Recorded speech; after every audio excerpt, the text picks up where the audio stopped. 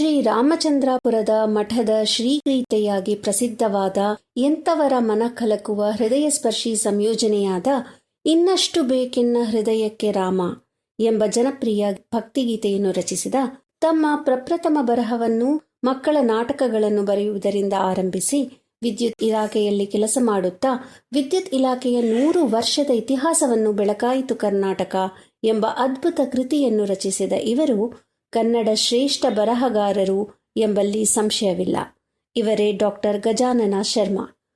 ಸಾಗರ ತಾಲೂಕಿನ ಹುಕ್ಕಲು ಗ್ರಾಮದಲ್ಲಿ ಜನಿಸಿದ ಶ್ರೀ ಗಜಾನನ ಶರ್ಮಾರವರು ದಾವಣಗೆರೆಯ ಎಂಜಿನಿಯರಿಂಗ್ ಕಾಲೇಜಿನಿಂದ ಬಿಟೆಕ್ ಮತ್ತು ಎನ್ಐಇ ಮೈಸೂರಿನಿಂದ ಎಂಟೆಕ್ ಪದವಿ ಪಡೆದು ಮೈಸೂರಿನ ಕೆಎಸ್ಒಯುನಿಂದ ಎಂಎ ಮತ್ತು ಹಂಪಿ ಕನ್ನಡ ವಿಶ್ವವಿದ್ಯಾಲಯದಿಂದ ಪಿಎಚ್ಡಿ ಪದವಿ ಪಡೆದ ವಿದ್ವಾಂಸರು. 35 ವರ್ಷಗಳ ಕಾಲ ಕೆಇಬಿಯಲ್ಲಿ ಸೂಪರಿಂಟೆಂಡೆಂಟ್ ಎಂಜಿನಿಯರ್ ಆಗಿದ್ದರೂ ಒಳ್ಳೆಯ ನಟ, ನಾಟಕಗಾರ, ನಿರ್ದೇಶಕ ಮತ್ತು ಬರಹಗಾರರಾಗಿ ಕನ್ನಡ ಸಾಹಿತ್ಯದ ಹಲವಾರು ಕ್ಷೇತ್ರದಲ್ಲಿ ಅಳಿಸಲಾಗದ ಛಾಪನ್ನು ಮೂಡಿಸಿದ್ದಾರೆ ಎಂದರೆ ತಪ್ಪಾಗದು. ಹೀಗೆ ಇವರ ಸೃಜನಶೀಲ ಚಟುವಟಿಕೆಗಳು ಹಲವು ಪ್ರಕಾರಗಳಲ್ಲಿ ವಿಸ್ತರಿಸಿದೆ.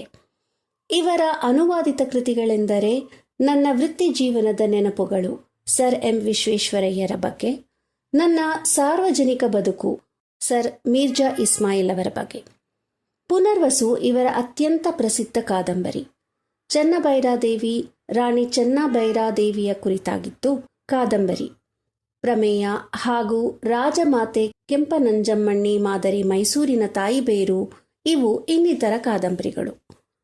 ಮೈಸೂರು ವಿಶ್ವವಿದ್ಯಾನಿಲಯದ ರೂವಾರಿ ಸರ್ ಎಂ ವಿಶ್ವೇಶ್ವರಯ್ಯ, ಬೆಳಕಾಯಿತು ಕರ್ನಾಟಕ, ಕಾಡು ಕಣಿವೆಯ ಹಾಡು ಹಕ್ಕಿ, ಗರ್ತಿಕೆರೆ ರಾಘಣ್ಣ ಇವು ಕೃತಿಗಳು.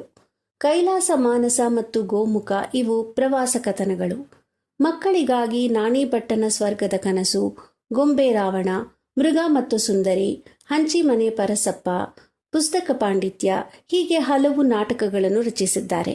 ಇದಲ್ಲದೆ ಕನ್ನಂಬಾಡಿ ಕಟ್ಟದಿದ್ದರೆ, ದ್ವಂದ್ವ ದ್ವಾಪರ, ಬೆಳ್ಳಿ ಬೆಳಕಿನ ಹಿಂದೆ ಎಂಬ ನಾಟಕಗಳನ್ನು ಕೂಡ ರಚಿಸಿದ್ದಾರೆ. ಇವರು ಹಲವಾರು ಪ್ರಶಸ್ತಿ ಪುರಸ್ಕಾರಗಳಿಗೆ ಪಾತ್ರರಾಗಿದ್ದಾರೆ. 2012 ಮತ್ತು 2016ರಲ್ಲಿ ಕರ್ನಾಟಕ ನಾಟಕ ಅಕಾಡೆಮಿ ಪ್ರಶಸ್ತಿಯನ್ನು ಗಳಿಸಿದ್ದು, ಕನ್ನಡ ಸುಗಮ ಸಂಗೀತ ಪ್ರತಿಭೆ ಗರ್ತಿಕೆರೆ ರಾಘಣ್ಣ ಅವರ ಜೀವನದ ಕುರಿತಾದ ಕಾಡು ಕಣಿವೆಯ ಹಾಡು ಹಕ್ಕಿ ಎಂಬ ಕೃತಿಗಾಗಿ ಕನ್ನಡ ಸಾಹಿತ್ಯ ಅಕಾಡೆಮಿ ಪ್ರಶಸ್ತಿಯನ್ನು ನೀಡಲಾಯಿತು. ಇದಲ್ಲದೆ 2021ರ ಶಿವರಾಮ ಕಾರಂತರ ಪುರಸ್ಕಾರ, 2021ರ ಪ್ರತಿಷ್ಠಿತ ವರ್ಧಮಾನ ಸಾಹಿತ್ಯ ಪ್ರಶಸ್ತಿ, 2022ರ ಮಾಸ್ತಿ ಕಾದಂಬರಿ ಪುರಸ್ಕಾರ ಇವರ ಕೃತಿ ಚೆನ್ನಭೈರಾದೇವಿಗೆ ದೊರೆತಿದೆ.